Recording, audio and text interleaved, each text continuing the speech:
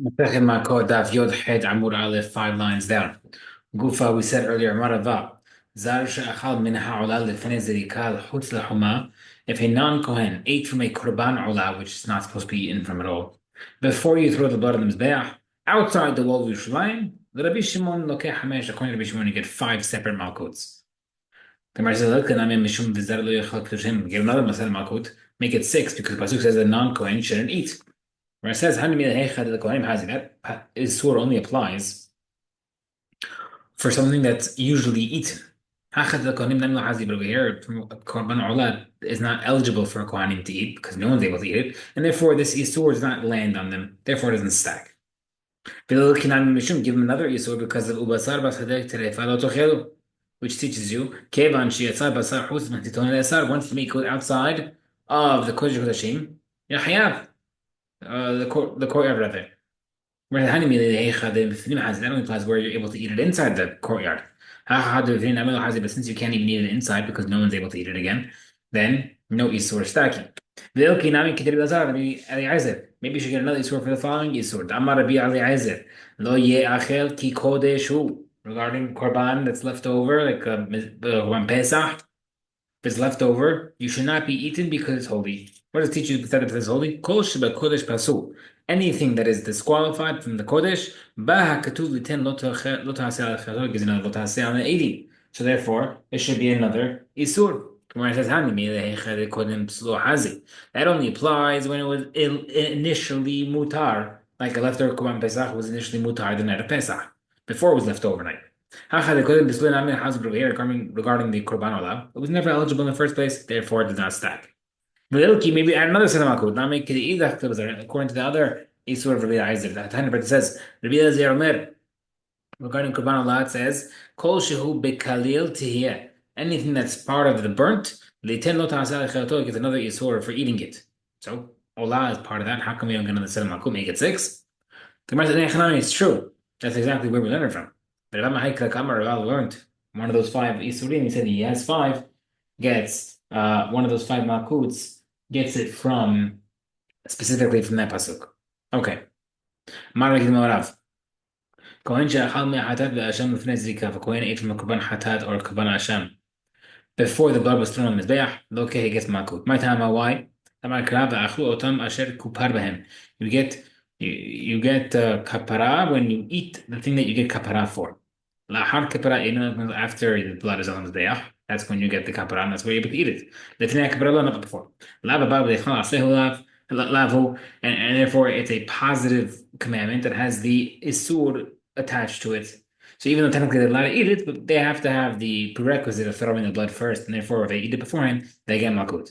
Masir Rabbi has a question.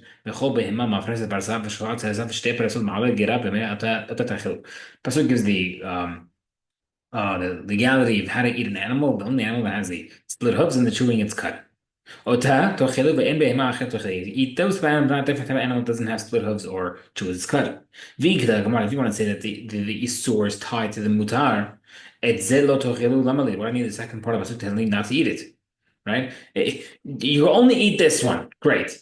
Which means I can't eat the other one, right? The pasuk have to reiterate at the end, don't eat, right? So maybe we see from here that you don't hold like what we just said that the isur and the heter is tied to each other. The Gemara says you're re-explaining everything. If a non-Kohen ate from a korban hatat or asham before the blood was thrown in the beach, patur, you don't get makut. My time why? The kapara. Whenever time we have a kapara, you can eat it. Meaning, whenever it's eaten by a kohen, that's when a non-kohen can't eat it. But anytime that we cannot apply the first part of the pasuk of the we don't apply the second part of the pasuk that a kohen can eat it.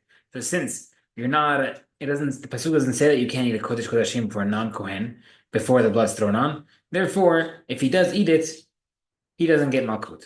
Okay. Amar Rabbi Eliezer Amar Rav Hoshaya. Bikurim hanacha me'akev behem kiriya'in ma'akev behem. Remember we mentioned this previously, this concept we're going to go into it a little more. Bikurim, the first fruits. Putting them on the Mizbeach is what allows the Kohen to eat it.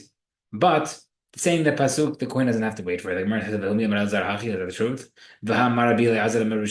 If Rish Bikurim Kodim Lahag, if the person separated the Bikurim before Sukkot, and then Sukkot passed out them, bring brought the Bet HaMikdash, you should let them sit to rot, you can't bring a Bet HaMikdash. Like because you can't say the Pesukim anymore.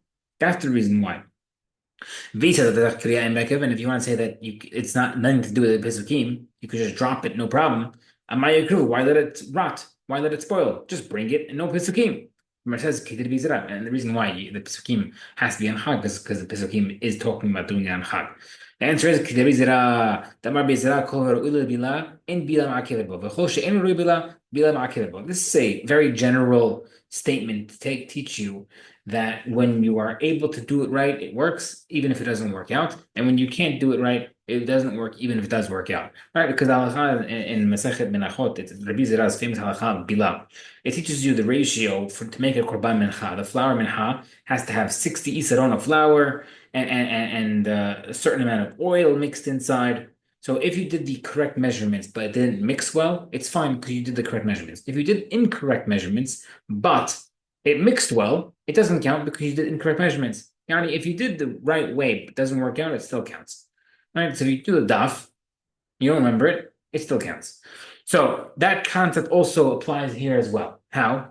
It says that if the Pesukim can be said on Sukkot, then you don't actually need to say it. But if they can't be said because Hag passed, then the Bikurim are disqualified. Right? It's a very interesting way of looking at things based off of not about the results per se, but more about the actual way the things work. Okay. Right? Not always the results are up to us, it's all about our efforts. He says the following thing according to Rabbi Yochanan. Why? Does Rabbi Yochanan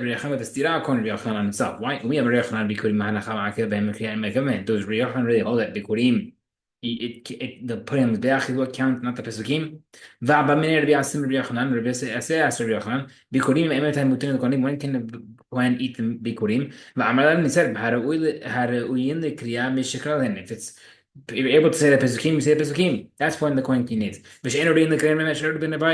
And Bikurim are not able to be read the Pesukim. Yeah, I mean, they're not eligible to read the Pesukim until they reach the Bet HaMikdash. Kasha Kiriyah. So Ksira, first of all, on the requirements of reading the Pesukim, because the first one we said you don't need it at all, and the second one we said you do need the Pesukim. Kasha Hanacha, and also it's Ksira on the concept of putting them as Be'ach, because the first one we said you need it, and second said you don't need to put it, you just have to bring it to Bet HaMikdash. Versus Kriya Kasha, no stira regarding Pesukim. Rabbi Shimon, the second one's Rabbi Shimon, who holds that you do need the Pesukim, Harabanan, and the first one's Akon Hamim, who holds no Pesukim. Another Kasha. Also, placement is not a stira. Rabbi Yudah, the second one's going to Yudah that holds you don't need it. Harabanan, and the first one is going to Hamim, they do need it. My Rabbi Yudah, where we see Rabbi Yudah needs it all the time, but it says Rabbi Yudah Mer, when the pasuk says the hinachto, which literally means place, he says it means actually waving the bikurim. Who says it's talking about waving? Maybe it just means putting it down. But the pasuk says elsewhere that you should put it down. And therefore, why the pasuk again say place? This refers to waving it. Uman Tana, the Pliga who argues against Rabbi It's according to him, it says, the Kohen should take the basket from your hand of the fruits. Limera teaches you they need to wave it. That's according to Yaakov, right? So he uses a different pasuk of taking the basket to teach you that you need to wave it. And therefore, the first pasuk teaches you that, according to Yaakov, that you need to actually put it on the bear. Okay. My Tama de Rabbi Yaakov, why does he learn that way? Atya Yad Yad Mishlim, he learns there Sheva from the word hand. Maktiv Pasuk said that they're taking from your hand the Bikurim. Uktiv Yadav Tivi Enna et Ishe Amonai. And by the Quran, Shamim mentions it also hands. Kohen, just like by Bikurim, the waving is done by the Kohen. You have to wave the animal parts by the Kohen. Just like by Shamim, they have to wave it with the owner. Regarding the Bikurim, you need the owner. I can't say how you do with the owner and the waving of the Bikurim. The Kohen puts his hands under the hands of the owner's hands on the basket and they wave it together. Marava bar Adam Ari Yitzhak. Bikurim, the first fruits. Then at one point are you chayav for eating them? Mishir upnei abayit, when they're brought to the Bet HaMikdash courtyard. That is when you're chayav for eating them, unless you set up a zukim slash put in the beach. Kiman who's according to Hatan Rezaz Tanya Rebez Omer. Bikurim makes satan b'achus mitam b'fniyat. Bikurim were partly outside the Bet HaMikdash. The Bet HaMikdash courtyard, and partially inside. It was right by the entrance of the courtyard. The fruits that are sticking out, they're like regular fruits. They're not considered bikurim yet. The ones inside are considered hekdesh. They are actual bikurim. And according to this, we see that bringing it into the Bet HaMikdash courtyard is what makes it into the actual bikurim.